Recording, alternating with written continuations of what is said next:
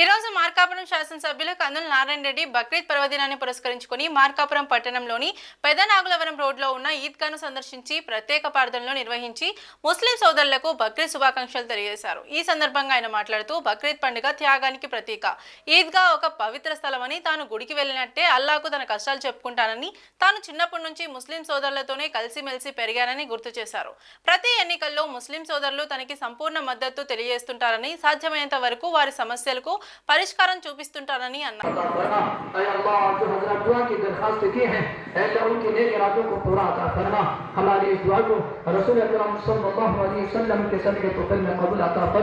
سبحان ربك رب العزة عما يصفون وسلام على المرسلين والحمد لله رب العالمين.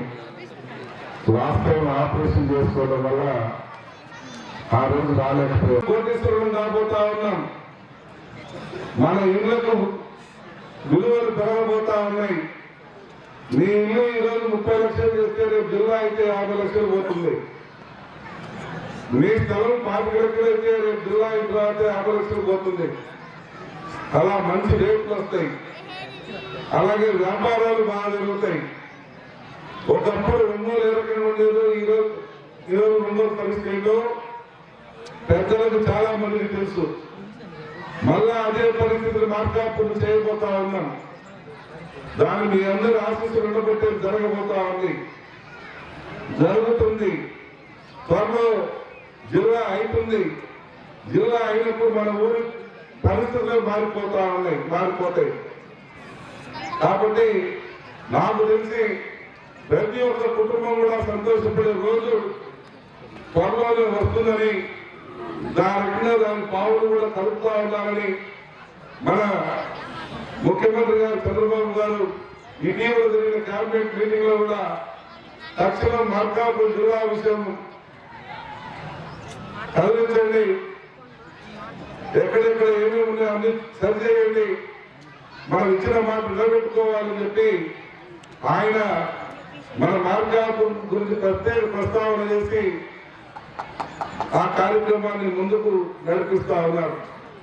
ఇంకా ఎంతో కాలం లేదు. ఆ అల్లా సహకరిస్తే, ఆ అల్లా దయ ఉంటే మళ్ళా నెక్స్ట్ బక్రీద్ నాటికి మనకు జిల్లా కూర్చుంటుంది.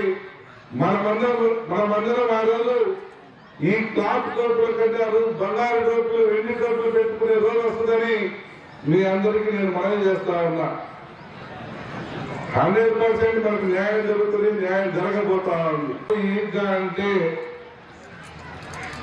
ఒక తిరుపతిలో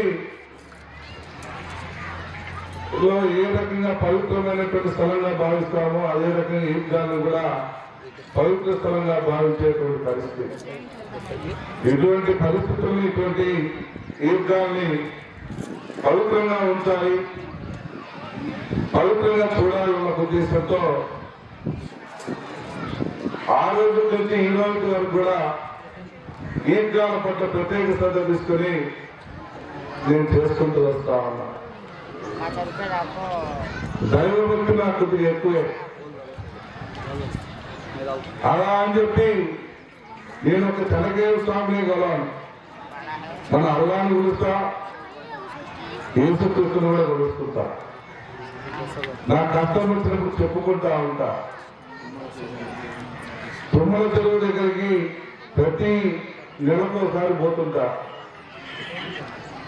11 నిద్రలు చేసిన 11 శుక్రవారం. అలా దైవం పట్ల ప్రత్యేక శ్రద్ధతో ఉంటా. చెన్నకేశ్వర స్వామి భూములన్నీ కబ్జాలు చేశారు. 200 కోట్ల రూపాయల ఆస్తులు ఆయన. ఇప్పటికి 100 కోట్ల రూపాయల ఆస్తులను రికవరీ చేశా. ఇంకా 100 కోట్ల రూపాయలు చేయాలా, చేపిస్తా. అలాగే మనకు కూడా మైనార్టీలకు సంబంధించిన ఏమంటే తప్పకుండా చేసి పెడతా.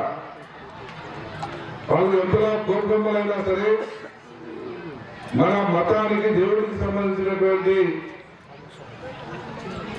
స్థలాలు, పొలాలు ఇటువంటి ఎవరైనా కబ్జాలు చేసి చెప్పండి. తప్పకుండా వాటిని బంధ విముక్తం చేసి ఆ దేవుడికి మనం ప్రసాదంగా ఇచ్చుకుందాం. దయచేసి ఇవన్నీ నేను మీకు ఎందుకు చెప్తున్నానంటే ఈరోజు అవకాశం వచ్చింది. నేను గతంలో వచ్చినప్పుడు ఎమ్మెల్యేగా లేను, ఒకసారి వచ్చినప్పుడు ప్రభుత్వం లేదు. ఈరోజు ప్రభుత్వం ఉంది, ఎమ్మెల్యేగా ఉన్నా సాధ్యమైనంత వరకు చేసేదానికి అవకాశాలు ఉన్నాయి. కాబట్టి మీ వాడిగా, మీ ఇంటి వాడిగా, మీ సొంత మనిషిగా నన్ను స్వీకరించుకుని మీకు ఏ కష్టం వచ్చినా, ఏ ఇబ్బంది వచ్చినా నాతో పంచుకోమని మిమ్మల్ని నేను కోరుకుంటున్నా. మన బంధుత్వం, మన యొక్క స్నేహితం ఇలాగే కొనసాగాలి.